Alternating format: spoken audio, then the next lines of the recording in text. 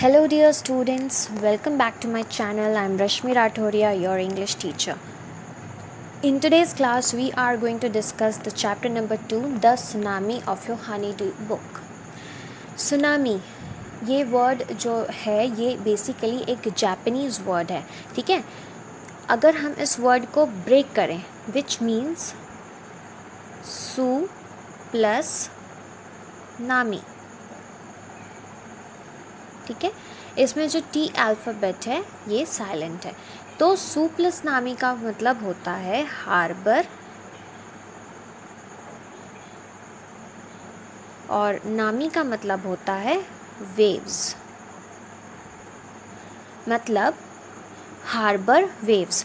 तो ओवरऑल अगर हम बात करते हैं सुनामी की, तो सुनामी का मतलब ये हो गया कि ये जो वेव्स आती हैं, ठीक है, हार्बर वेव्स मतलब जो सी में जो वेव्स आती हैं वो क्या होती हैं, बहुत ही ज़्यादा डिस्ट्रक्टिव होती हैं, बहुत ही फोर्स से ये वेव्स आती हैं और जिसके कारण बहुत ज़्यादा डिस्ट्रक्शन होता है. लाइफ लोगों की चली जाती है, प्रॉपर्टी चली जाती है, ट्रीज़ अपरूट हो जाते हैं. यहाँ तक कि अगर कोई बहुत पुराना ट्री हो, बहुत एंशिएंट ट्री हो, बहुत मजबूत ट्री भी हो, तो वो इस पानी की लहरों के आगे नहीं टिक पाता, वो भी अपरूट हो जाता है, ठीक है. तो इस चैप्टर में अगर हम बात करें, ओवरऑल डिस्कशन अगर हम करें, तो इस चैप्टर में छोटी स्टोरीज़ हैं जो कि बताती हैं कि ये सुनामी कहाँ पे हिट करी थी, कौन कौन से पार्ट्स में हिट करी थी और वहाँ के लोगों ने अपने आप की लाइफ, अपने आप की जान, खुद की जान कैसे बचाई और दूसरों की जान कैसे बचाई, और कुछ लोग दूसरों की जान बचाते बचाते खुद अपनी लाइफ खो बैठे, अपनी रिलेटिव्स को खो बैठे, ठीक है. ये इस चैप्टर में ऐसी छोटी छोटी स्टोरीज़ डिस्कस करी गई हैं. तो अगर हम बात करें सुनामी की, तो सुनामी थाईलैंड हिट किया था, अंडमान एंड निकोबार को हिट किया था और कुछ पार्ट, कोस्टल पार्ट्स तमिलनाडु के हिट किया था, ठीक है. तो इसमें थाईलैंड, अंडमान निकोबार और तमिलनाडु की कुछ छोटी छोटी स्टोरीज़ हैं जो कि हम पार्ट बाय पार्ट डिस्कस करेंगे. सो आपको यहाँ पे दिख रहा होगा मैप में, अगर आप देख रहे हो मैप में आपको अंडमान एंड निकोबार आइलैंड्स का मैप दिख रहा है, ठीक है. तो ये अंडमान एंड निकोबार आइलैंड्स हैं, ये ग्रुप ऑफ आइलैंड्स हैं, ठीक है. ग्रुप ऑफ, वहाँ पे बहुत सारे आइलैंड्स हैं, तो ये इनके नाम हैं: North Andaman, Middle Andaman, Lower Andaman, Port Blair, Andaman Sea, Little Andaman.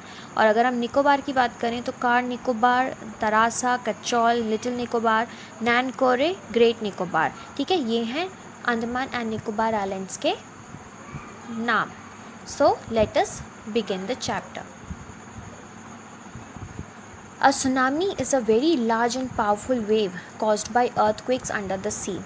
Earthquakes, tsunami कैसे आता है, उस बहुत ही ज़्यादा पावरफुल वेव्स होती हैं जो कि अंडर वाटर सी के अर्थक्वेक जब आता है तो उसके कारण जो मूवमेंट होता है, ठीक है, मूवमेंट के कारण जो पानी में भी जब बहुत मूवमेंट बहुत तेज़ी से हो जाता है और ये वेव्स क्या हैं, बहुत ही फोर्सफुली ऊपर की तरफ उठती हैं. On 26th December 2004, a tsunami hit Thailand and parts of India, such as Andaman and Nicobar Islands and the Tamil Nadu coast. क्या था? 2004 में 26 दिसंबर सुनामी ने हिट किया था थाईलैंड को और इंडिया के कुछ part that such as Andaman and Nicobar and Tamil Nadu coast. Here are some stories of courage and survival. जैसे कि अभी मैंने आपको बताया था इंट्रोडक्शन में कि इस चैप्टर में अगर हम बात करें तो इसमें छोटी छोटी स्टोरीज़ हैं जो ये बताती हैं कि लोगों ने किस तरीके से हिम्मत करके दूसरों की जान बचाई, खुद की जान बचाई और किस तरीके से इस डिज़ास्टर में सरवाइव किया. Did animals sense that a tsunami was coming? Some stories suggest that they did. ऐसा कहा जाता है कि सुनामी मतलब नॉट ओनली सुनामी, कोई भी अगर ऐसे अनहोनी होने वाली होती है, कोई भी ऐसा डिज़ास्टर होने वाला होता है, तो एनिमल्स के अंदर एक सिक्स्थ सेंस होता है जिसके कारण उनको कहीं ना कहीं ये सेंस हो जाता है कि कुछ तो गड़बड़ होने वाली है. So what they do, they try to save themselves. उनको ये पहले से आभास हो जाता है कि कुछ गड़बड़ होने वाली है, तो ये पहले से ही जा कर के, ये जानवर पहले से ही जा कर के खुद को सेव कर लेते हैं, ठीक है. कुछ स्टोरीज़ ऐसी भी हैं जो ये बताती हैं कि हाँ, ये वाकई में ऐसा होता है कि एनिमल्स के अंदर सिक्स्थ सेंस होता है, ठीक है. So let us begin the part 1. These stories are all from Andaman and Nicobar archipelago. Archipelago क्या होता है? A group of many islands and the surrounding sea.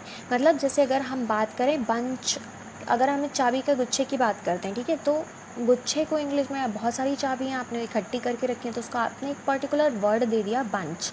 तो ठीक वैसे ही अंडमान और निकोबार, अभी हमने जो मैप में डिस्कस किया था, देखिए आप लोग ये मैप देखिए, मैप में आपको बहुत सारे ये छोटे छोटे आइलैंड्स दिख रहे होंगे, राइट। तो ये क्या है, ये बहुत सारे आइलैंड्स हैं, तो इसके लिए एक पर्टिकुलर नाम दे दिया, that is archipelago.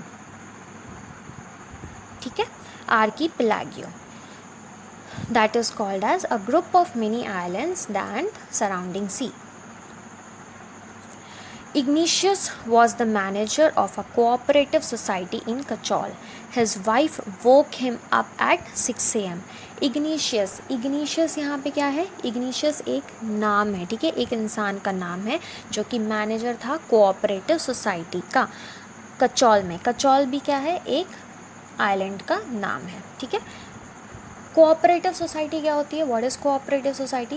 Cooperative society basically एक किसी अच्छे नोबल कॉज के लिए काम करती है। एक ग्रुप होता है जो एक पर्टिकुलर टारगेट के लिए, एक पर्टिकुलर गोल के लिए काम करता है, चाहे वो कोई भी गोल हो, चाहे आपका फार्मिंग से रिलेटेड गोल हो, चाहे आपका फूड से रिलेटेड गोल हो, ठीक है। उस पर्टिकुलर गोल को अचीव करने के लिए मिलजुल के लोग वो कोऑपरेटिव सोसाइटी खोलते हैं, ठीक है।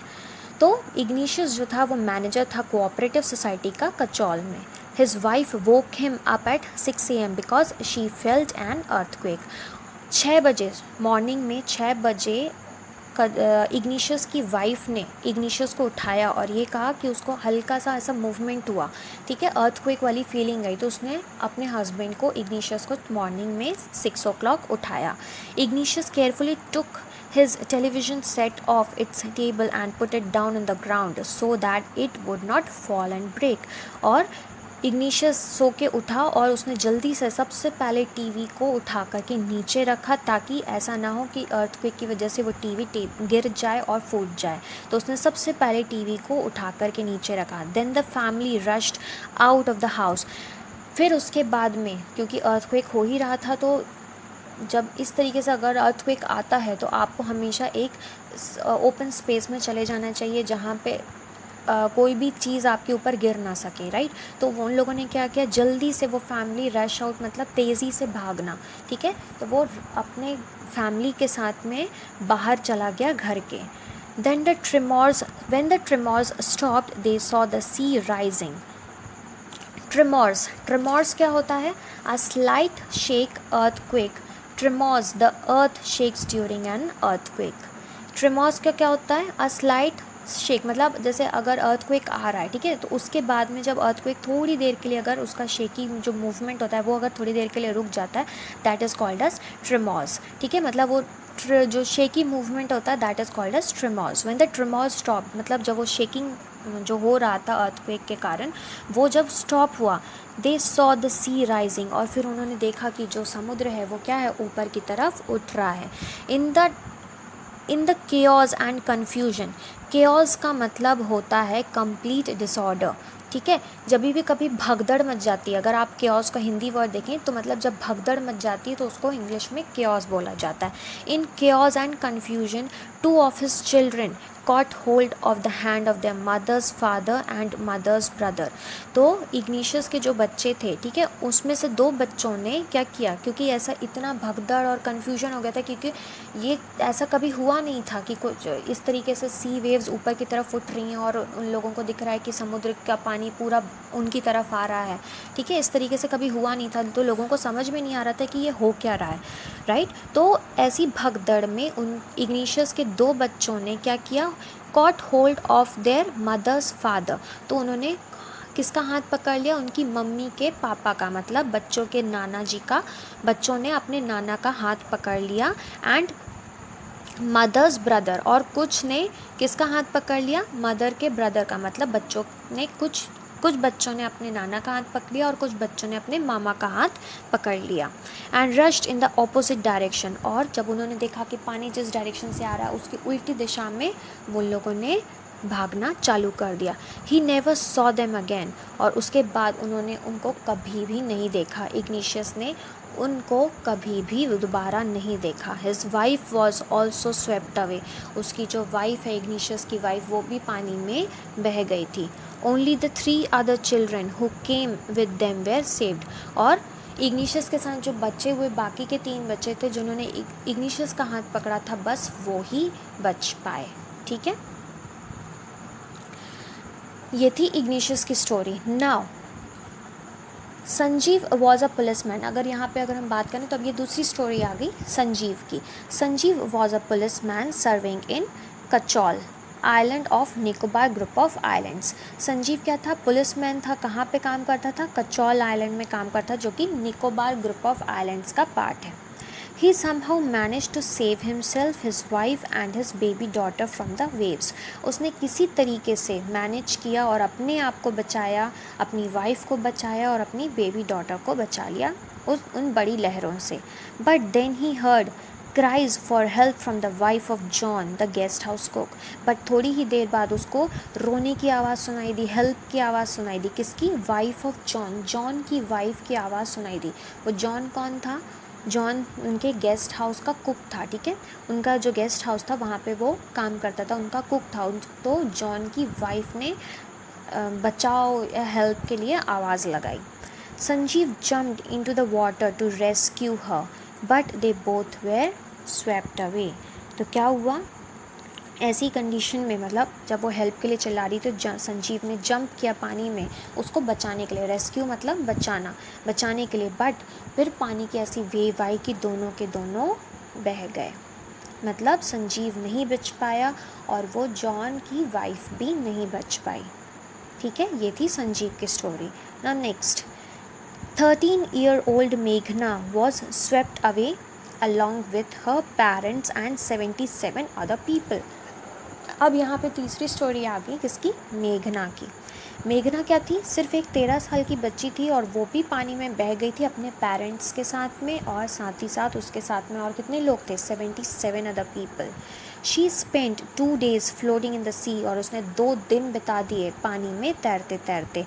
Holding on to a wooden door, और उसको एक पानी के ऊपर तैरता हुआ, समुद्र के ऊपर तैरता हुआ उसको क्या दिख गया था? एक वुडन डोर दिख गया था। ठीक है, उसके ऊपर वो उसको पकड़े पकड़े वो 2 दिन तक उसी के ऊपर बैठ के तैरती रही। 11 times सी शॉ रिलीफ हेलीकॉप्टर्स ओवरहेड, और उसने 11 बार कुछ रिलीफ हेलीकॉप्टर्स, मतलब अगर कोई भी डिज़ास्टर होता है तो इस तरीके से एक रिलीफ हेलीकॉप्टर्स होते हैं जो कि गवर्नमेंट द्वारा भेजे जाते हैं चेक करने के लिए, टू चेक वेदर कहीं कोई ऐसी डिज़ास्टर में कोई इंसान फंसा तो नहीं है। क्योंकि आपने देखा होगा, न्यूज़ में भी देखा होगा कि कहीं जब फ्लड आता है, कुछ ऐसा होता है तो जहाँ पे चल के जाना पॉसिबल नहीं है, तो वहाँ पे ऐसा क्या है, हेलीकॉप्टर्स आते हैं जो ऊपर से खाना फेंकते हैं या फिर लोगों की हेल्प करने के लिए नीचे उतरते हैं, सीढ़ियों से या रस्सी की मदद से नीचे उतरते हैं। ठीक है, ताकि लोगों को बचाया जा सके।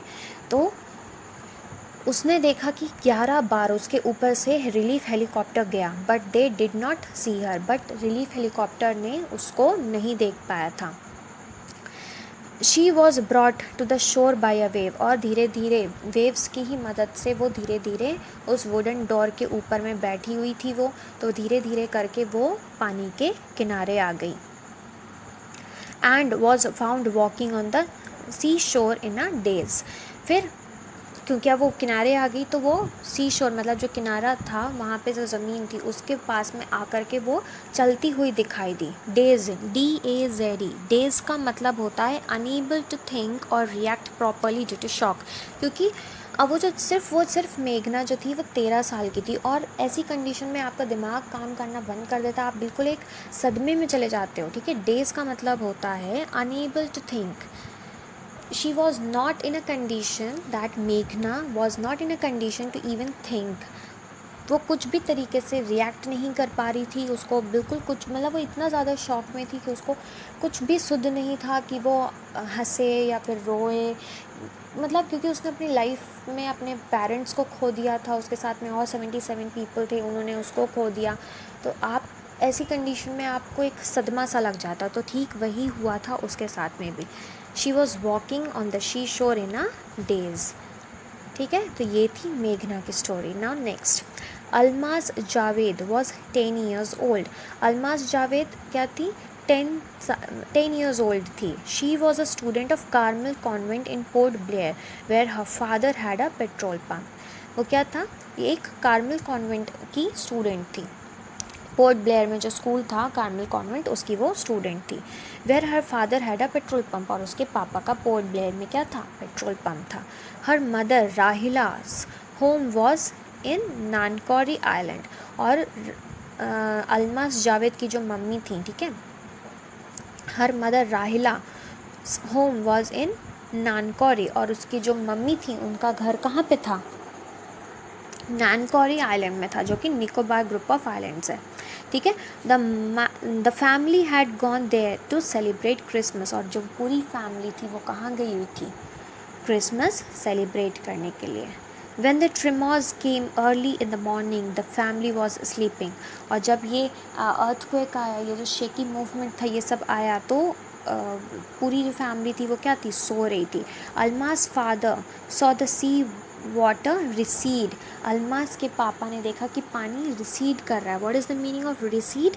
Recede is move back from where it was. मतलब जो पानी था वो पीछे की तरफ जा रहा था, जो जितनी तेज़ी से वो पीछे की तरफ जा रहा था, तो अलमास के पापा ने ये अनुमान लगा लिया कि अगर ये पानी, समुद्र का जो ये पानी है, अगर ये इतनी तेज़ी से पीछे जा रहा है तो ये उतनी ही डबल स्पीड से वापस आएगा, और ये अपने साथ बहुत ही ज़्यादा डिस्ट्रक्शन लेके आएगा। ये पानी इतना तेज़ी से आएगा कि ये हम इसमें सब में डूब के मर सकते हैं। ठीक है, तो he understood that the water would come rushing back with great force, और उन्होंने अनुमान लगा लिया कि ये पानी अगर जितनी पीछे तेज़ी से पीछे जा रहा है उतनी ही स्पीड से ये वापस पलट के आएगा। He woke everyone up and try to rush them to a safer place, और उसने सबको जगाया और ये कोशिश करी कि वो सबको लेकर के एक सेफ प्लेस पे जा सके। As they ran, her grandfather was hit on the head by something and he fell down. और जैसे ही वो भाग रहे थे तो अलमास के जो ग्रैंडफादर हैं उनके सिर के ऊपर कुछ गिरा। ठीक है, कुछ तो गिरा उनके सिर के ऊपर में, जिसकी वजह से उनके ग्रैंडफादर गिर गए। Her father rushed to help him, और तभी अलमास के पापा ने उनको बचाने के लिए आगे बढ़े। ठीक है, तेज़ी से आगे बढ़े। Then came the first giant wave that swept both of them away. फिर क्या हुआ? जैसे ही अलमास के पापा अपने पापा को बचाने के लिए आगे बढ़े, वैसे ही एक जाइंट सी वेव आई। जाइंट का मतलब होता है ह्यूज, वेरी बिग। सो एक जाइंट सी वेव आई और उसने दोनों को अपने साथ बहा के लेके चली गई। मतलब अलमास के पापा भी चले गए और अलमास के दादाजी भी उस वेव के साथ बह गए। Almas mother and aunts stood clinging to the leaves of a coconut tree. Almas की जो मदर थी वो और उसके साथ में जो उनके रिलेटिव्स थे, that is aunts, stood clinging to the leaves of a coconut tree. Clinging का मतलब होता है होल्ड करना। ठीक है, तो जो अलमास की मम्मी थी और उनके साथ जो उनके रिलेटिव्स थे वो कोकोनट ट्री के पत्तियों को होल्ड करे हुए थे, कोकोनट ट्री लीव्स को होल्ड किए हुए थे। Calling out to her, a wave uprooted the tree and they too were washed away. और फिर क्योंकि वो तो उस पत्ती की मदद से कोकोनट ट्री को पकड़े हुए थे, होल्ड करे हुए थे, लेकिन फिर एक और वेव आई जिसकी वजह से वो ट्री जड़ से उखड़ गया, वो कोकोनट ट्री जड़ से उखड़ गया, और अलमास की मम्मी और अलमास के और रिलेटिव्स मतलब आंट्स वो भी उसमें बह के चली गईं। Alma saw a log of wood floating. She climbed onto it. Then she fainted. और फिर अलमास की मम्मी तो बह गई, साथ में उसके और रिलेटिव्स बह गए, लेकिन अलमास को वहाँ पे एक लॉग ऑफ वुड मतलब एक लकड़ी का टुकड़ा उसको दिखाई दिया, तो वो उसके ऊपर चढ़ गई और देन शी फेंटेड, और उसके बाद वो बेहोश हो गई। फेंट का मतलब होता है बेहोश हो जाना। Then she fainted. When she woke up she was in a hospital in Kamorta. और जब वो जगी तो उसने ये देखा कि वो एक हॉस्पिटल में है, कमोरता में। ठीक है, Kamorta is also a name of an island. From there she was brought to Port Blair. फिर कमोर्ता से वो कहाँ उसको लेके आया गया, पोर्ट ब्लेयर में। The little girl does not want to talk about the incident with anyone, she is still traumatised.